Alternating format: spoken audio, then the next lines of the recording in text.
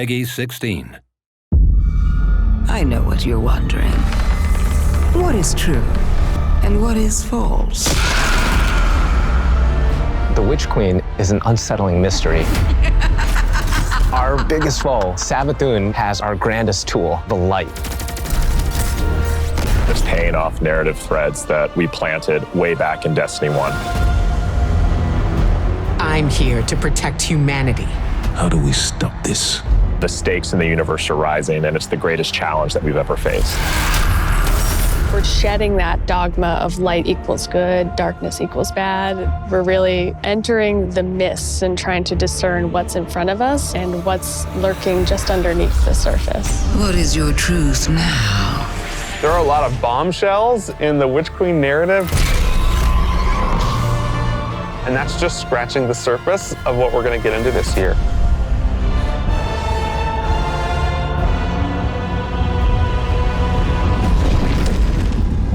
Witch Queen and Season of the Risen is chapter 1 and the beginning of the end for the Light and Darkness saga.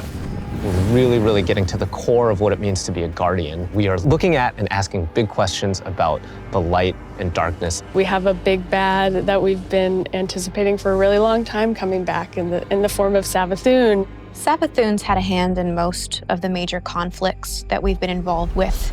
We've heard about Savathun for years and just bits and pieces, and then you see it slowly building over seasons until we come to this huge critical point. Savathun's no longer just someone you hear about. She's not just interfering in little ways. She's now ready to take center stage. Sight. 1, 2, 3. Savathun, she's larger than life. We wanted to make her feel imposing and very regal and dancing through motion in some way. The light offers us a fresh start. She's very manipulative. She is very ethereal, but she also has that creepiness to her as well. She promised she'd help us out with this pyramid ship problem that's coming our way. But the reality of the situation is Savathun is only on Savathun's side. We've outlived our purpose, and it is to Savathun's benefit to wipe us off that chessboard. She's lived among us. She has played us for fools. She knows us inside and out. And she's been a step ahead of us, the whole way. So how do you beat someone like that? It isn't too late. You can still be forgiven. Be careful. I'll hold you to it. In order to beat Savathun, you need to understand Savathun. Her throne world is a manifestation of Savathun's own personality, which is, in Witch Queen, going through a transformation through the light. She has these areas that she's kind of trying to shun and push away. For the old hive areas, it's much more atmospheric, it's very dense, it's very claustrophobic, it's spooky. Then when you make your way into the Lucent hive area, it's a lot more open and broad. It's definitely brighter, it's definitely more lively. We want people to look at it like an impressionist painting, something that's very pretty from far away, but as you get closer, it's not really what it seems. It's very unsettling. You're looking at shapes, you're looking at these things within the world, and you're not entirely sure what they are, and you have to get close and you have to investigate. What's really going to be exciting for players is that they're going to get to play that part of psychic detective, trying to solve the many mysteries of the throne world. Witch Queen campaign, I think, is probably the most ambitious campaign we've made in a very long time. We're building the definitively Destiny campaign, so leaning into the journey you can find in exotic missions or the mechanics you might find in a dungeon. You have to kind of think your way through. You have to figure out hey, what do I need to do next in order to get to the end of this? We've got Savathun, right? The Queen of Lies. So this campaign is full of surprises. Savathun has all these abilities, and you got to make sure that all of the abilities of the bosses would be something worthy of her. And as I kept thinking about this, I felt like I was really becoming Savathun. We've also added the legendary difficulty, which is called Become Legend. It's not for the faint of heart. It's gonna be loaded with these moments that are gonna be frustrating, almost like teeth gnashing, but when you get through those encounters, you're gonna feel really accomplished. Double rewards, yeah. As people who have worked on raids and dungeons before, being able to broaden that experience for any kind of player who comes in is really important. If the Witch Queen is the psychic detective fantasy and journey, then Season of the Risen is that same detective throwing on their flak jacket and defending Earth from the Hive Guardians and the Lucent Hive and Savathun herself. When Savathun shows up on our doorstep with the light, the first person to lend us help is Keitel.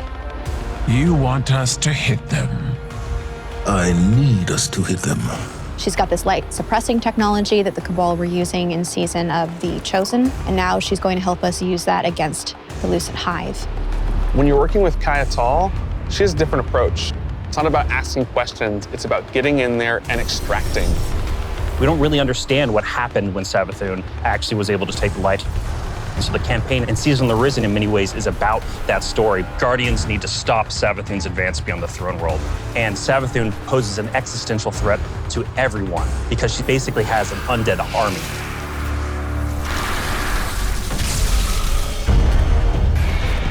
In fighting the Lucent Brood, this isn't our first time in the game fighting other light bearers, but it is the first time that we'll be facing other light bearers that have much more relentless motives. When you look at these Hive Guardians and when they do their abilities, you immediately make that connection like, oh, they are using my powers against me.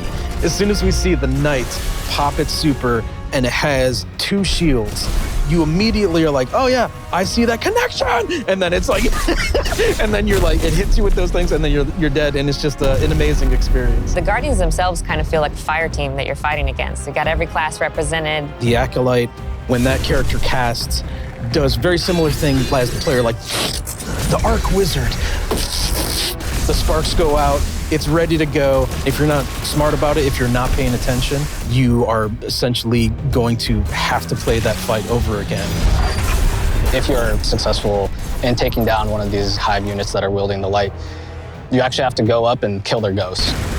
That was like one of my favorite things that we were able to do in this game, is just that moment where you crush the ghost. It's kind of this moral dilemma. A ghost is your companion, and now suddenly you have one in your hand and you're about to crush it. The first time that happens, you're like looking at your hand like, I can't believe what I've just done. Am I doing this? Should I be doing this? I have a ghost. Yeah, like, exactly. What is going on? Savathun and her Lucent Brood are the most dangerous enemies we've faced so far. And so we're gonna need better, more powerful weapons and tools to fight against that threat.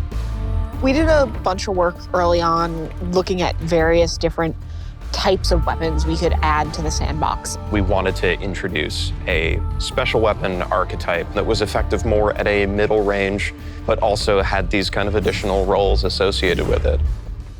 The glaive is a projectile weapon, and it is a shield, and it's a melee weapon. We wanted to keep that experience in first person. It has an immediacy that you don't really get when you're using a sword because the camera is so much further back. Because this is also a projectile weapon with a slower moving projectile, the onus of skill on aiming these weapons is about leading and compensating for the speed of the projectile and anticipating that. If you're in a really difficult encounter and one of your teammates dies somewhere out in the open where you normally wouldn't be able to get to them, you can bring that shield up and actually get the revive and then fall back. Glaives originate with Savathun trying to steal an extremely powerful weapon for her own use, and players will use the weapon crafting recipes that they find throughout the campaign in order to reconstruct this incredibly powerful and incredibly ancient weapon. When you put together your glaive in the campaign, you just get a taste that that's what you want to do for the rest of the weapons that you get. Weapon crafting lets you target a specific role and go and build that, and you know how long it's going to take you to get there, and you get exactly the thing that you want. I really want to see what people do with it and like the feedback that we're going to get and people sharing all of the things that they're doing with that new system. You're creating your Guardian and you want to be able to shape your Guardian into what you want them to be. And this gives us a great opportunity to continue to do that. This is a really big season for weapons in particular. We've got 8 brand new exotics.